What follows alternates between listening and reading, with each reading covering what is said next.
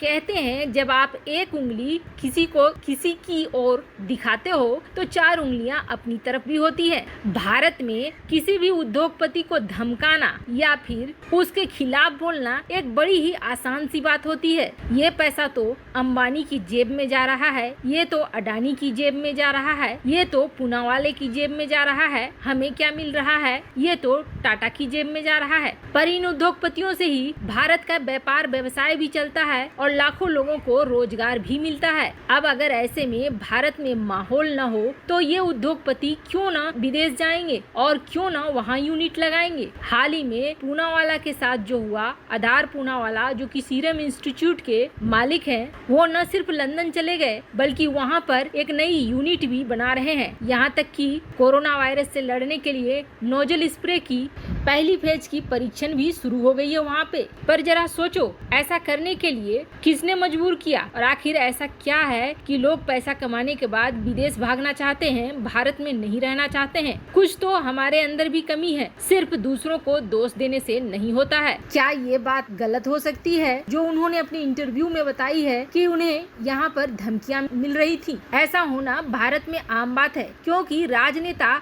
अपने आप को भगवान और डॉन से कम नहीं समझने लगते हैं। उन्हें लगता है कि हर चीज उनके हिसाब से होनी चाहिए। उन्हें धमकियां मिली होंगी। मेरे जैसे शख्स को जो पाकिस्तान से संबंधित कभी कोई न्यूज बना दे और कुछ ऐसे कमेंट दे दे तो कई ऐसे कमेंट आने लगते हैं जिसमें मुझे निपटाने की बात होने लगती है। हालांकि ये जो लोग होते हैं ये टप्पू किस्म के होते हैं, इसलिए मायने नहीं करते हैं। पर आप सोचो, जब मेरे जैसे आम इंसान के लिए इस तरह की बात हो सकती है तो फिर सीरम इंस्टीट्यूट के मालिक के साथ क्यों नहीं? अब इसका फल ये हो रहा है कि न सिर्फ सीरम इंस्टीट्यूट के मालिक लंदन पहुंच गए हैं अपनी पत्नी और बच्चों के साथ, बल्कि वहां पे नए यूनिट भी बना रहे हैं और नोजल स्प्रे वैक्सीन के लिए पहले चरण की परीक्षण भी वहाँ शुरू हो गई है। वैसे तो उन्होंने वहाँ से भी यही कहा है कि मैं कुछ दिन में लौट आऊंगा, पर जिस तरीके से उन्होंने वहाँ किराए पर एक बड़ी सी हवेली ले रखी है, वो भी 2 करोड़ रुपए हर महीने के हिसाब से, उसे देखकर ये नहीं लग रहा है कि बहुत जल्द वो लौटने वाले हैं, या हो सकता है कि वो लंदन की नागरिकता भी ले लें।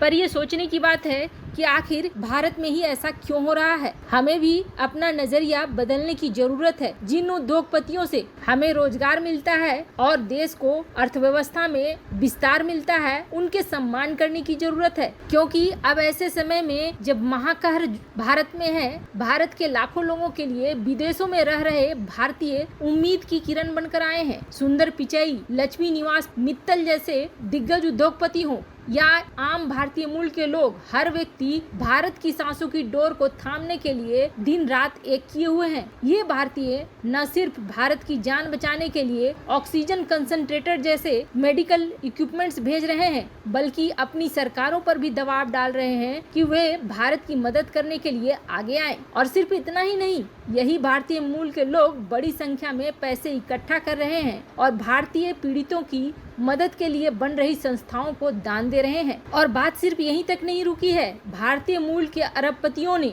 इस मुश्किल घड़ी में भारतीयों की मदद के लिए दिल खोलकर पैसा दिया है। टेक इन्वेस्टर विनोद खोसला विमान से सप्लाई भेजने के लिए तैयार हैं। वहीं गूगल के सीईओ सुंदर पिचई मेडिकल उपकरण के लिए 1 करोड़ 80 लाख डॉलर दे रहे हैं। तो माइक्रोसॉफ्ट के सीईओ सत्या नडेला ने कंपनी की तरफ से एक नेटवर्क ही बना लिया है जो कि जरूरी सप्लाई भारतीयों तक पहुंचाए। ब्रिटेन में रहने वाले स्टील किंग, लक्ष्मी निवास मित्तल, करण बिलिमोरिया जैसे दिग्गज और आम भारतीय भारत को लगातार सहायता पहुंचा रहे हैं। ब्रिटेन में ही रह रहे भारतीय मूल के अरबपति मोहसिन और जुबैर ईसा ने भारत के गुजरात राज्य के 4 अस्पतालों को 35 लाख डॉलर की सहायता दी है। दोनों ही मूल रूप से गुजरात के रहने वाले हैं। वहीं 3 अमेरिकी भारतीय भाई बहनों ने भारत में आवश्यक मेडिकल ऑक्सीजन भेजने की मकसद से 2,80,000 डॉलर से अधिक की राशि जुटाई है। ऐसे कई लोग हैं जो भारत की मदद कर रहे हैं।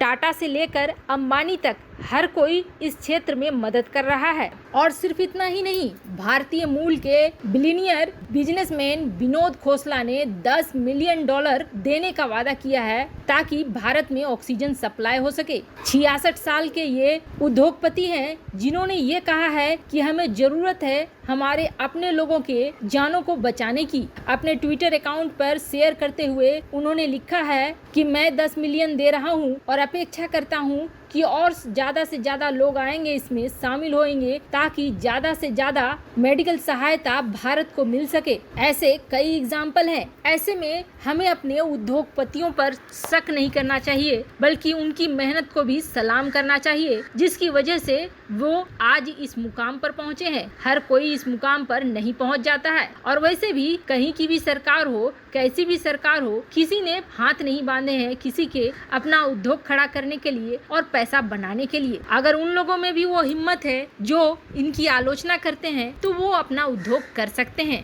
यूं फोकट के राजनेताओं के बात में बिल्कुल नहीं आना चाहिए। वहीं इन सब के बीच में ऑस्ट्रेलिया ने एक गजब का फरमान सुना दिया है, जिसके बाद भारत सहित विदेश में भी हलचल मच गया है। दरअसल ऑस्ट्रेलिया ने एक नया नियम बनाया है कि अगर भारत से कोई उनके देश में आया तो उसे फाइन देना पड़ेगा और 5 साल की जेल भी भुगतनी पड़ेगी। देखो, ऑस्ट्रेलिया ने तो वैसे अपने सारे फ्लाइट्स भारत के लिए कैंसिल कर दिए हैं। वैसे आपको बता दें, इसी तरह का कुछ 1 साल पहले चीन के साथ भी ऑस्ट्रेलिया ने करा था, जिसमें चीन से लगती हुई बॉर्डर को पूरी तरीके से बंद कर दिया गया था। पर ऑस्ट्रेलिया का कहना है कि यहाँ कोई राजनीति नहीं है, ये एक महामारी है और महामारी को रोकने के लिए हमें हर तरह के कदम उठाने पड़ेंगे।